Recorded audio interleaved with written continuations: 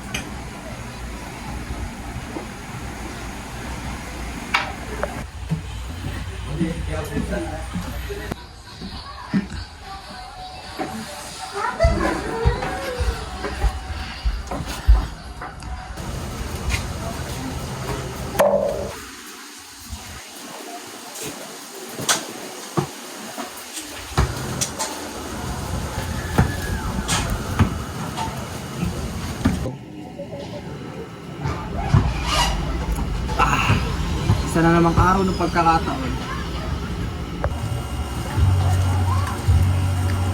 Hoy, kumusta kayo? Bagong balita ka ba? Hoy, wala naman bago. Pare-pareho lang tayo sa ating barangay. Ay, nako, Ken. Parang walang pagbabago. Ano magagawa natin? Diyan talaga ang buhay. Tamad ng mga tao. Mga kapatid, meron akong balita. Mamayang gabi magkakaroon tayo ng pagpupulong tungkol sa ating issue sa ating komunidad. Halika nga muna kayo dito sa loob. Tayo mag-usap.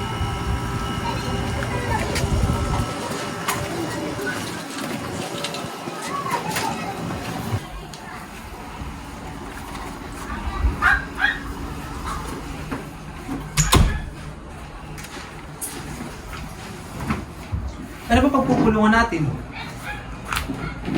Anong silbi ng pulong-pulong na yan? Wala naman nangyayari. Hindi ba't dapat natin subukan? Hindi tayo dapat maging manhid sa mga suliranin ng ating komunidad. E paano tayo makapagbago kung gato na ang buhay natin? Kailangan natin magsimula ng pagbabago sa ating mga sarili. Kung hindi tayo gagawa ng hakbang, sino pang gagawa?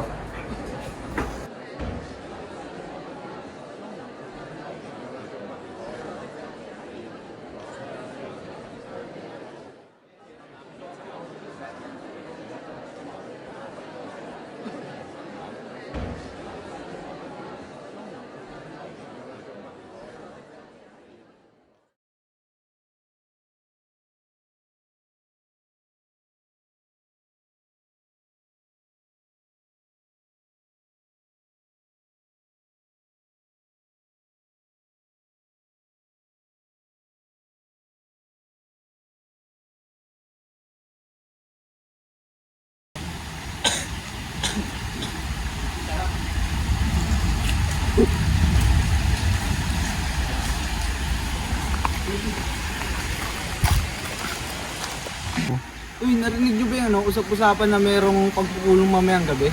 Ano kaya yung pag-uusapan nila doon? Siguro tungkol sa komunidad. Mga kapatid, maraming salamat sa inyong pagdalo. Sa gabing ito, ating pag-uusapan ang problema ng ating komunidad. Ang kinakaharap lang naman ng ating komunidad ay ang pagiging tamad ng ating mga mamamayan. Hindi tamad ang ating mamamayan. May sarili lang tayo mga obligasyon katulad ng ating mga pamilya. Oo, tama. Tama na ang mga kakaibang salita. Kailangan natin ng aksyon. Hindi sapat ang salita lamang. Kailangan natin kumilos.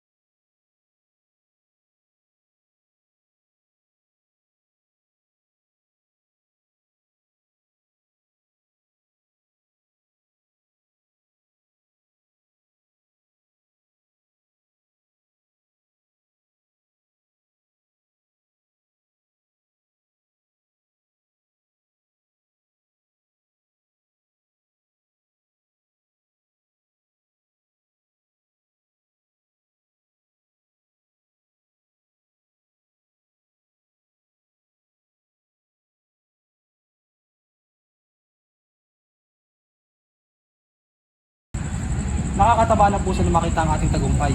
Patuloy tayo magsikap at magkaisa para sa tagumpay ng bawat isa. 1, 2, 3, magkakaisa! 1, 2, 3, tagumpay! Mga kababayan, sa harap ng hamon ng buhay, hindi natin maaaring hayaan ang ating sarili na malunod sa katamaran. Ang bawat isa sa atin ay may kakayahan na umunlad at magtagumpay. Ngunit ito ay mangyayari lamang kung tayo ay pagsisikap at magtatrabaho ng maigi. Ang katamaran ay isang kaaway na dapat nating labanan araw-araw. Kailangan nating igalang ang ating mga pangarap at gawin ang kinakailangang hakbang upang maisakatuparan ang mga ito. Sa pagtutulungan at pagkakaisa, magiging maunlad ang ating bayan. Huwag tayong maging biktima ng katamaran, pagkos ay maging tagapagtagumpay laban dito. Isang bayang handa at determinadong umahon sa anumang hamon ang dumating.